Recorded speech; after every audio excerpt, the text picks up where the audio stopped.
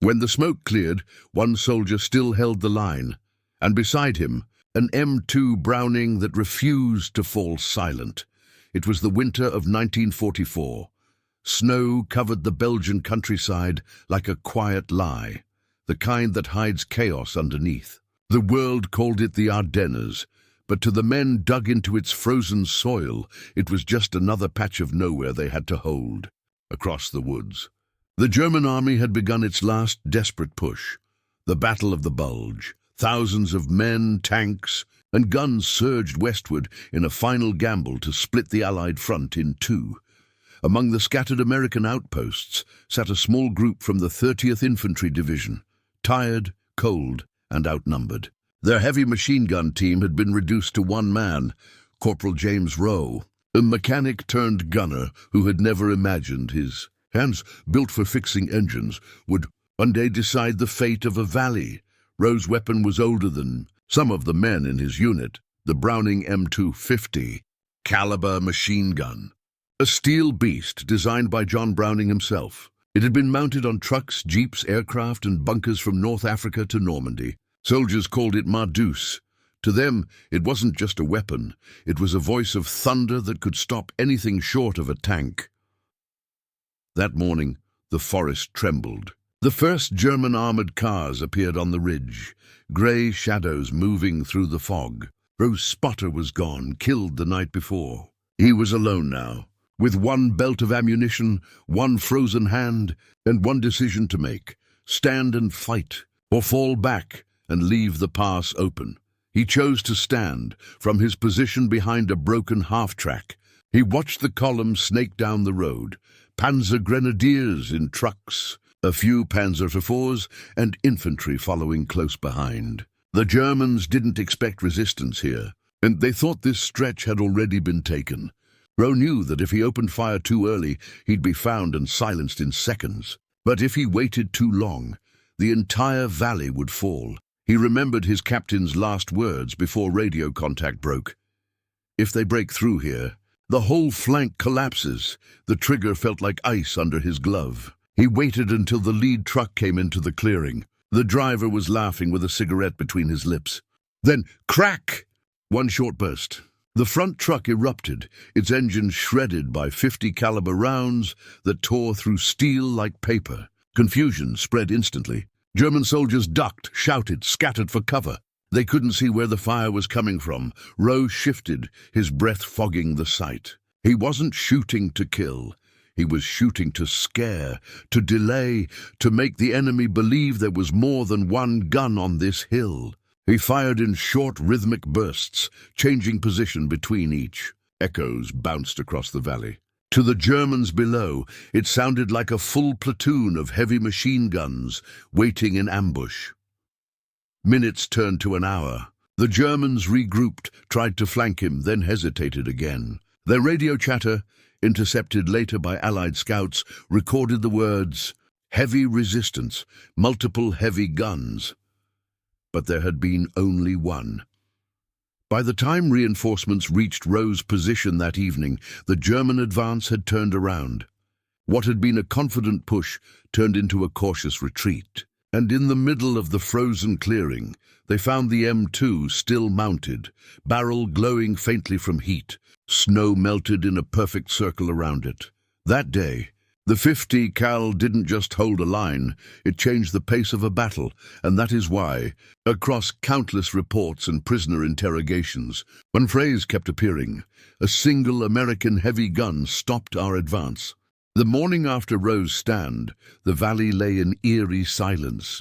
The smoke from the destroyed trucks still hung low over the snow, curling like thin grey ghosts between the trees. The sound of distant artillery rolled through the hills, but for the first time in days, it wasn't moving closer. What no one yet knew was that Rowe's lone defense had stopped an entire German spearhead from reaching the crossroads at Malmedy, a key artery in the Ardennes offensive. The 30th Infantry Division, nicknamed the Old Hickory, had been holding this sector since the first week of the German counter-offensive. They were exhausted, short on supplies, and reeling from surprise attacks. The enemy divisions pressing against them, including the feared 2nd Panzer Division, had been ordered to cut deep through the American lines and seize bridges across the Meuse. Every minute counted. But that morning, one man and one heavy machine gun had stolen hours from the German timetable. Hours that the Allies would soon turn into an advantage. When the patrol finally reached Rowe's position, they expected to find wreckage or retreat. Instead, they found a man sitting beside the Browning, wrapped in his torn overcoat, staring down the empty road.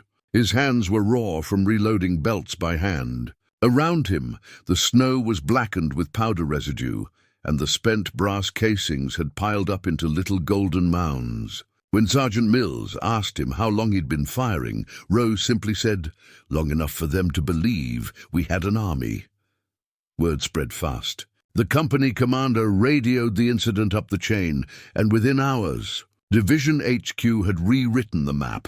Enemy halted near Bois de Ligne. Heavy defensive fire reported. It didn't mention that heavy defensive fire came from a single gunner with half a belt of ammo left. To the brass, it was just another dot on the front line. But to the men who heard the story that night, it became something more. A reminder that sometimes one man's stubbornness could do what entire battalions couldn't. The Germans, too, took notice.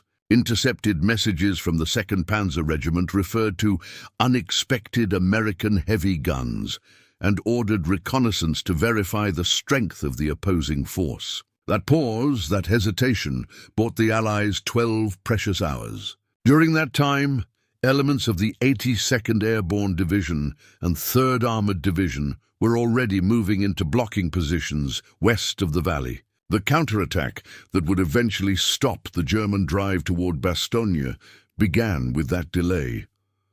As Rowe's section was relieved, engineers moved in to refortify the ridge. One of them, a young lieutenant named Harold Finnegan, later recalled in his report, the gun mount was still warm to the touch, though it had been freezing all night. The barrel was warped, the tripod frozen into the ground. Whoever fired it didn't stop for a second. That evening, in the candle-lit ruins of a farmhouse converted into a field HQ, Captain Lyle wrote a simple line in his journal, "The Browning earns her name again." One man's courage made the difference, but history rarely notices such details. In the official records, the engagement was summarized as a minor skirmish.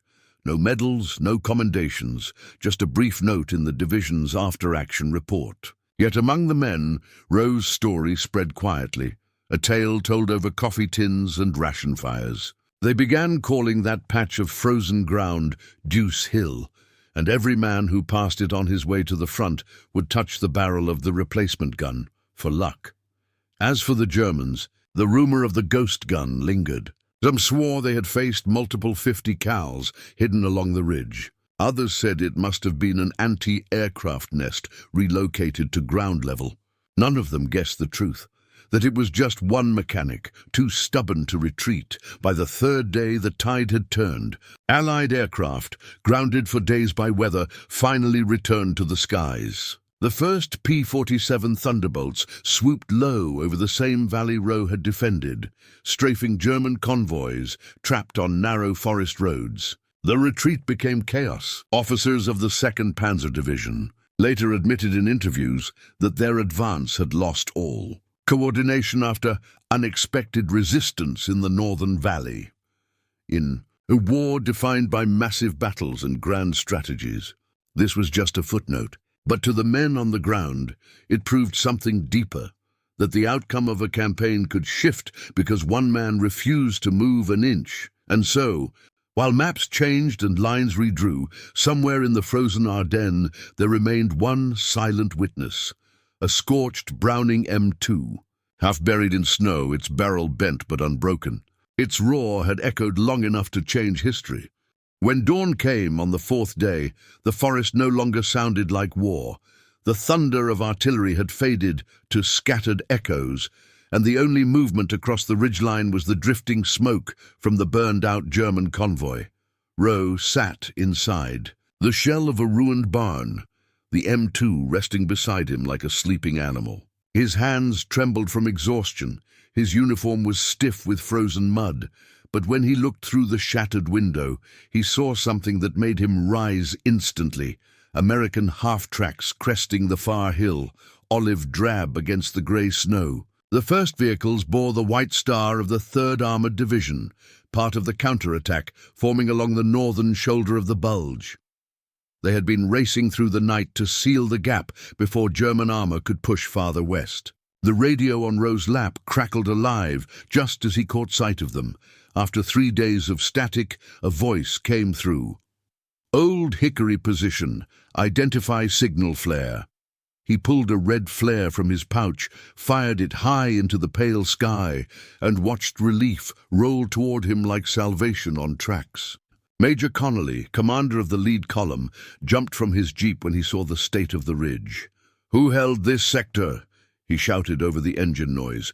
Rowe simply pointed to the Browning.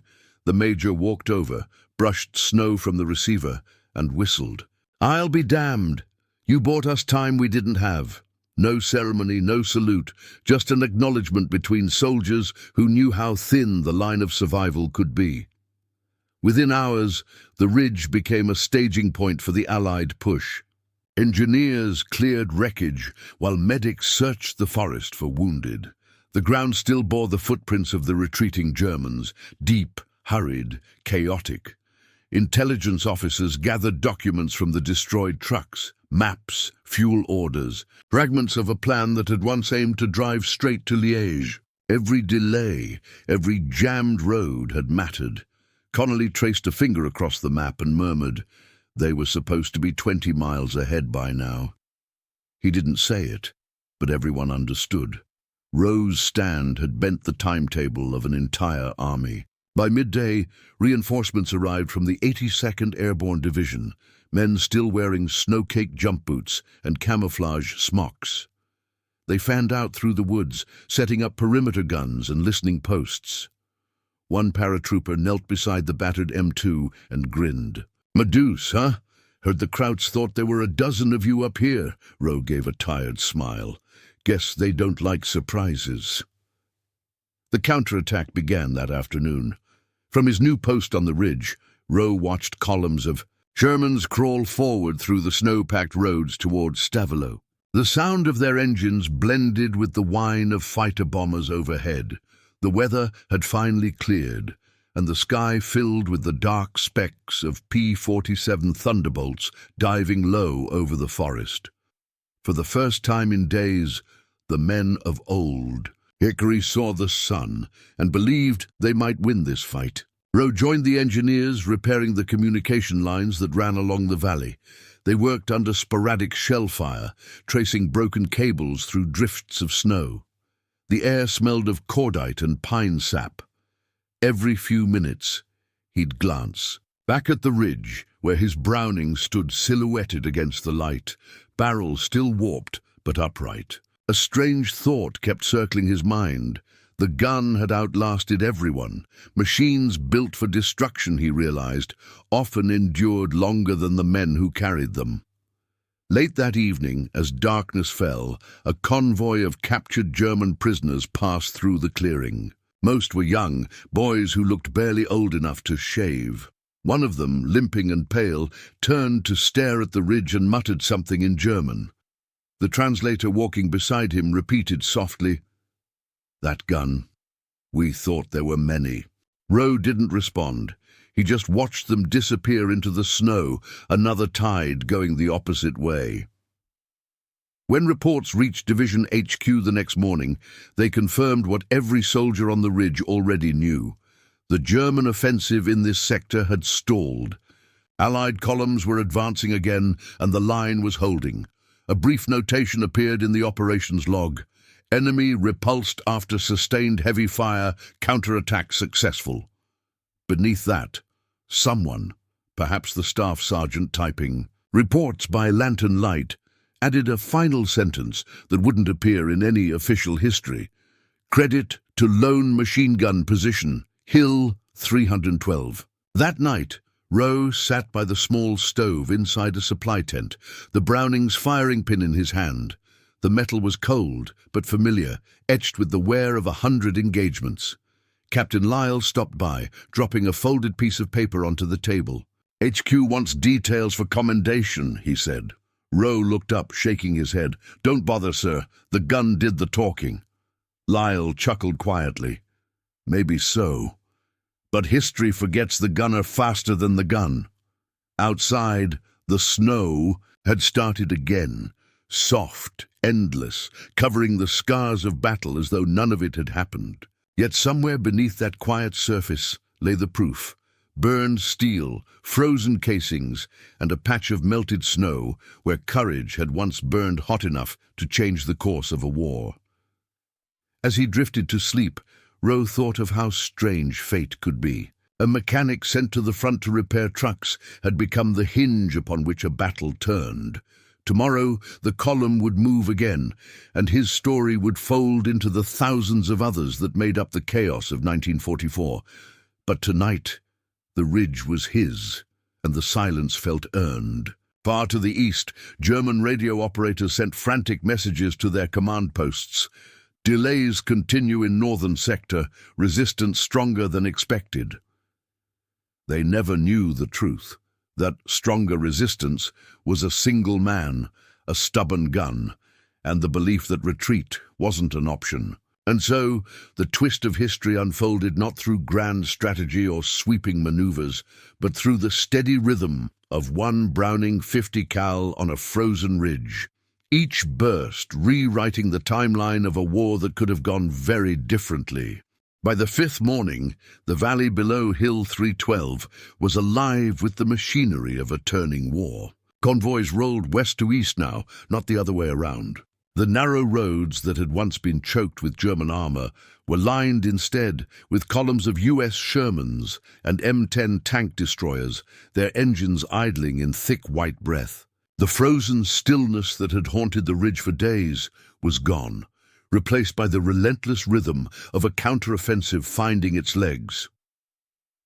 Rowe stood beside his Browning, now cleaned, reassembled and mounted on the Jeep hood like an iron banner. Its receiver bore fresh scars. The barrel had been replaced, the tripod welded. It looked almost proud, if such a thing were possible. Captain Lyle walked up, holding a folded operations map. "We're pushing through Trois Ponts," he said. "Third Armored leads, 82nd secures the flanks. You'll ride with the forward element. If they counter, we'll need that gun up fast." Rowe nodded, slinging the ammunition belts across his shoulder. The men around him, some new replacements, gave him sidelong glances. Word had spread fast. The story of the lone gunner who stopped a German column. In a war that produced legends daily, his had already taken on the weight of myth. But Rowe himself felt none of it. The truth, he thought, was simpler. He had been too tired to run and too stubborn to die. The column moved out at first light. Snow hissed under the treads as they wound through the narrow Ardennes lanes. The forest hung heavy and silent on either side, branches burdened with frost. Every sound, the snap of ice, the creak of armor, seemed amplified in the cold. Up ahead, scouts reported enemy vehicles abandoned along the main road, their crews scattered. Somewhere in the distance, artillery rolled like thunder over the hills. By midday, they reached the outskirts of Trois Ponts, a village carved between rivers and steep ridges. The bridge there, vital for the German retreat, was still standing. Through the lens of his binoculars, Rowe saw movement along the far bank, figures in field-grey uniforms hurrying to plant charges. "They're going to blow it!" someone shouted. Without waiting for orders, Rowe swung the Browning onto its pintle and opened fire. The first burst tore across the bridge, scattering the engineers. Bullets sparked off girders and sent one of the explosive satchels tumbling into the water below. Germans roared forward, their main guns hammering the far end of the crossing. Within minutes, the enemy had broken, retreating into the tree line. When the smoke cleared, the bridge still stood, scarred, trembling, but intact. That single crossing would become the artery through which thousands of Allied vehicles would surge east in the days to come. Lyle climbed onto the Jeep, grinning through the frost. "You realize what you just did, right? If that bridge had gone, our whole advance would have stalled." Rowe said nothing, his ears ringing from the gunfire. He only stared at the bridge, the steam rising from its deck, and felt the strange gravity of it all, a chain of moments stretching back to that first stand on the ridge. That evening, Command established a temporary HQ in the village schoolhouse. Maps covered every wall. Radios crackled non-stop. Reports came in from all directions. The German salient was collapsing.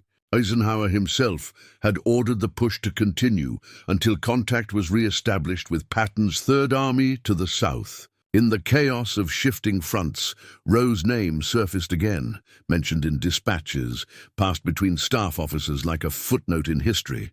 Hill 312 held. Bridge secured. Counterattack successful. But the war wasn't done with him yet. Just after midnight, the sound of engines echoed again from the east. Not Allied. Not retreating. Scouts returned breathless.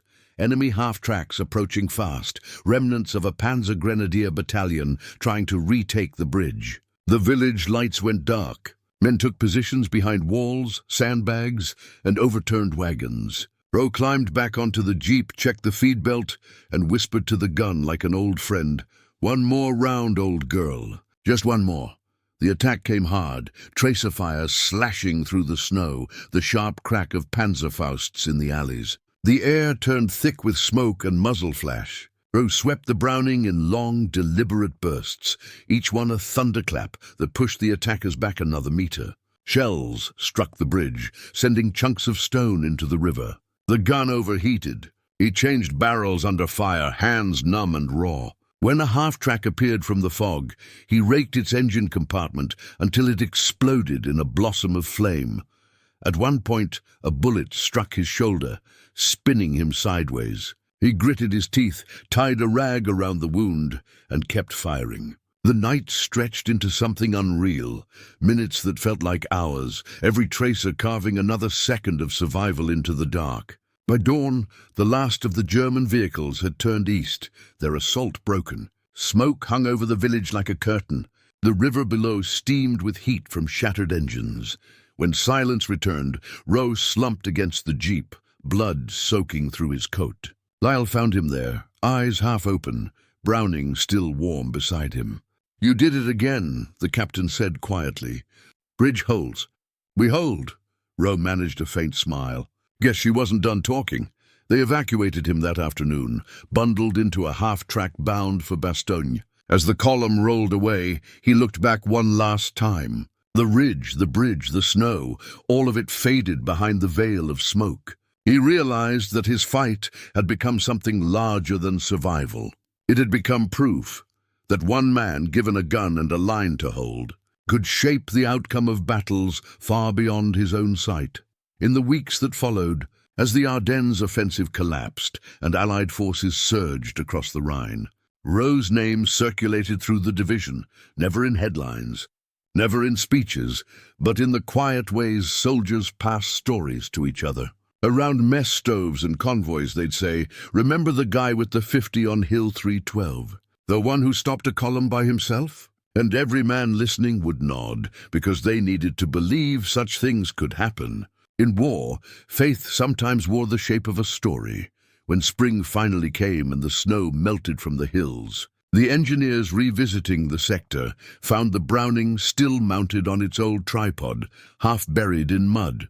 They cleaned it, tagged it, and sent it rearward for repair.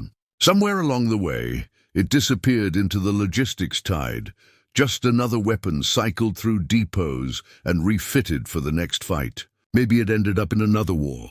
Maybe it sits in a museum now, nameless, silent. But those who were there would always remember. For Rowe, the ridge and the bridge were never separate things. They were the same moment stretched across time, two halves of a single defiance. And as he lay in the field hospital, drifting between sleep and the murmur of nurses, he heard the distant sound of engines again, friendly ones this time, rolling ever eastward toward the end of the war. The twist of history was complete. A single stand that became a pivot for an entire campaign. No medals could capture it. No after-action report could explain it. But among the men who fought and lived because of that ridge, it would never fade. Sometimes history doesn't shout. It whispers through the crack of a gun, the echo of a frozen hill, and the breath of one man refusing to fall back. The war ended as all wars do, not with a single bang, but with the slow unraveling of chaos into silence. When the guns quieted across the Ardennes and the rivers thawed, the names of battles filled newspapers and medals found their way to headquarters desks. But somewhere between the ridges and the bridges, one name was left off most lists: Sergeant Thomas Roe, the man behind the 50 cal that turned a German advance into retreat.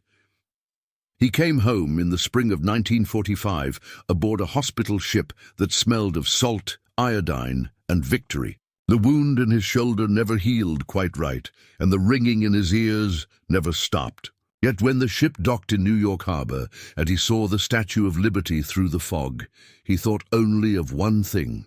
It was over. The fight, the cold, the smoke, it was finally over. Back home in Ohio, Roe's world shrank to simpler things. He found work at a machine shop, married a nurse he met during rehab, and built a quiet life. He never spoke of the ridge or the bridge. When his son asked about the medals in the box under his bed, he only said, "Those belong to the men who didn't come back." To neighbors, he was just Tom Roe, the man who fixed engines and shoveled snow before sunrise. But history, as it always does, waited. Decades later, in the 1980s, a military historian from the U.S. Army Center of Military History began compiling first-hand accounts from the Battle of the Bulge. In the dusty archives of the 82nd Airborne Division, he found an after-action report labeled simply Hill 312, Isolated Resistance. The typewritten lines were brief but electric. Enemy column halted by heavy MG fire from single defensive position. Estimated 30 enemy vehicles destroyed. Bridge objective secured subsequent to lone stand. Attached was a blurred photo taken by a war correspondent the day after the counterattack. In the image, a jeep sat at the edge of a snow-covered ridge. Mounted on its hood was a Browning M2, smoke still curling from its barrel. Standing beside it, helmet tilted, was a young man with a bandaged arm. For years, that image circulated in military circles without a name. Veterans who'd fought in the Ardennes argued over who the gunner was, until one reunion of the 82nd Airborne brought the truth into focus. An aging captain, cane in hand, pointed at the picture and said quietly, "That's Roe. He's the reason we crossed that bridge." When Roe was finally contacted, he seemed almost embarrassed. "I just stayed where they told me," he said in a recorded interview. "Didn't have much choice. That 50 wasn't about killing. It was about keeping the line from disappearing," the historian smiled. "You know, Sergeant, that stand changed the map. It kept our flank alive," Roe only nodded. "Maybe, but it wasn't just me. It was the ridge, the snow. The boys who didn't make it down, they held it too." That recording would later feature in a small documentary segment titled Forgotten Fronts of the Bulge. It never made primetime television, but among veterans and military archivists, it spread like a whisper of something sacred. The footage of Roe's interview, his weathered hands resting on the edge of a display case holding a restored M2, became the emotional anchor of the episode. The ridge itself, long reclaimed by forest, was marked years later by a simple stone plaque placed by local villagers. It bore no grand title, just words etched deep into the granite. Hill 312, one gun held, and below, in smaller letters, to those who stood when standing seemed impossible. Every few years, tourists visit the site, unaware of the scale of what happened there. They see the trees, the faint impressions of old foxholes, and the rusted shell fragments half buried in soil. But on some winter mornings, when the fog rolls low and the wind hums through the valley, it's said you can still hear the distant rhythm of a Browning echoing across the ridge, a sound that once changed the fate of a battlefield. In the end, Sergeant Thomas Roe never sought recognition, and the world, as it often does, moved on. But for those who know the story, his stand remains a quiet legend, a moment when courage and machine met in perfect defiance. because sometimes history's loudest victories begin with a single man, a single gun, and the refusal to let go of the line. The story you just heard was real.